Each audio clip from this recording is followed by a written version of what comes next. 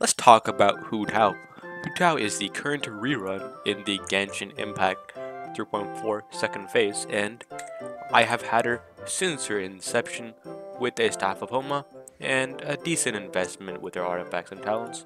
And I will be sharing with you my experiences of playing with this character, as well as my opinions on her, because my opinions are pretty varied compared to the average Hu Tao enjoyer. So let's start off with a quick kit overview, my bad. And her kit revolves around her E skill, the Guide to Afterlife. What this is that based off of her max HP, it will give Hu Tao an amount of her HP as attack. As you can see right now, my attack is 1.9k.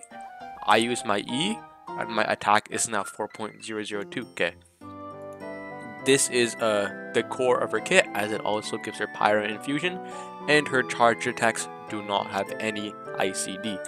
I can actually show this if I go to the Cryo just fine, but you know what, I can't be bothered right now. So, Hu Tao is overall the best in vape teams, which makes her pretty reliant on a Xingqiu, and preferably a Yelan and a Zhongli. This is both a good thing and bad thing, because this means that she can't use Bennett too well despite being a Pyro character, which is fine if you want to run, say, like Child International on one side and Hu Tao Double Vape on the other side. But on the other hand, it is not very good if you want to use Zhongli in, say, a Sino team or, say, an Ito team, because recently I've actually been using Ito a decent amount, and you can't use Ito and Hu Tao in the same abyss without doing some major changes to one or other of your teams, which is not exactly what you want to do. That being said, she is a very solid Pyro DPS, and in my opinion, she is the second best Pyro DPS in the game after Shangling.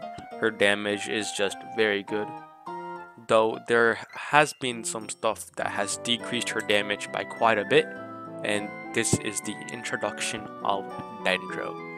With Dendro, there is a certain element called Hyper Bloom, which needs Xingqiu, and is a single target based element that is very good. So you're going to probably use Raiden and Xingqiu for that team if you have Raiden, and you also don't need Bennett for it, and you also probably don't need Zhongli for it if you're going to use like Kuki or Kokomi, because both of these characters are very good for that team.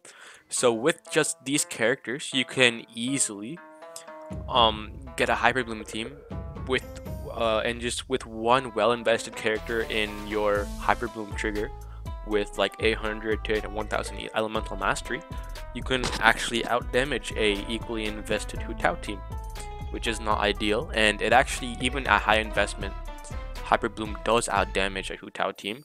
It's only at like very high investment with a C1 Hu Tao and a Staff of Homa that Hu Tao actually outdamages a Hyper Bloom team. On top of this, Shangling exists, and Shangling is just a very broken unit and is overall the better character in 99.99% of scenarios, because she does fantastic damage. She does very similar damage to Hu Tao, only falling off a little bit in terms of single target damage, and she can also do it off field. And she provides a decent amount of particle generation with her E, and she can also utilize Bennett. So overall, a better character than Hu Tao.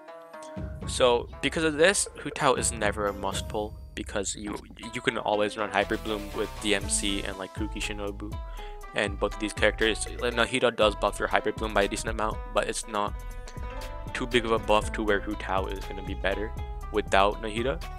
And obviously you have Shangling, and if you have Raiden or Child, like Rational is a little bit worse than Hu Tao Double Geo or Hu Tao Double Hydro, which is a better team. But overall, International is a better team, and even if you don't have Child, even like Ayato National is also pretty decent. Or you can just run a random 4-star reverse melt team with like Kaya or something, I don't know. But even that will probably outdamage Hu Tao in AoE, so Hu Tao does very good damage, but it's not good enough to where she is a must pull. Now let's compare her to her fellow Pyro DPS counterpart, our favorite Fireworks Maker Yoimiya.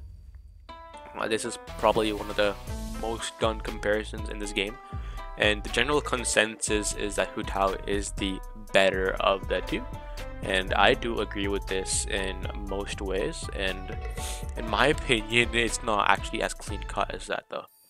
So if you look at Hu Tao, whenever you play Hu Tao, you have your E up and instant charge attack, and then you jump with C1, with C0. With C1, when you press your E, you don't consume any stamina with your E when you charge attack with your E, which is fantastic, because this means that you can easily do a few dash cancels, which means you can actually do like hella charge attacks in a short amount of time, which is very fantastic. With that being said, this is actually a decent. This is pretty clunky in my opinion. Whenever I play my Hu Tao, I usually find myself at a scarily low HP, and all to be fair, that is kind of why Zhongli exists. But still, with the introduction of, say, corrosion, or the introduction of mobs that can actually even that can break your Zhongli shield even when it's on cooldown, which is quite scary. I've had to actually just slap everything on possible for Zhongli for a shield, because I usually just don't bother dodging when I have a shield, and some mobs in Abyss can actually break through Zhongli's shield, which is pretty scary. And because of this, my Hu Tao is constantly at like 0 HP, so it's pretty scary, and in the overworld it's not much better, because a single bit of fall damage can kill you, and it's not the best experience overall.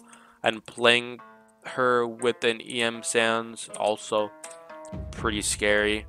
EM Sands obviously better than HP Sands in most ways, but in my opinion, I skilly Shiina. I can't be bothered dying 15 times in a row and resetting that many times, and you know, she does enough damage with an HP Sands.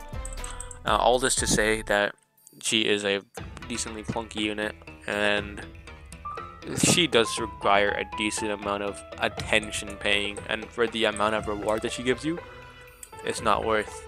I get teams like International that are objectively hard to play, one of the hardest teams to play, but they also give you an equal amount of reward because it's like the best AoE team in the game. But for Hu Tao, she's a nightmare to play, and in most cases, a Hyper Bloom team is better and is very much more brain dead to play. So yeah, all this to say, Hu Tao, good character. You won't regret it. You won't regret pulling for her, but she is nowhere near a must pull, not even close to the other character on this current banner, Yelan, who is just the objectively better character. So yeah, I will release a Hu Tao guide soon if this video gets a decent amount of likes, and this was largely unscripted. If you did enjoy this video, please do leave a like and subscribe. I would really appreciate it, and I'll see you guys next time.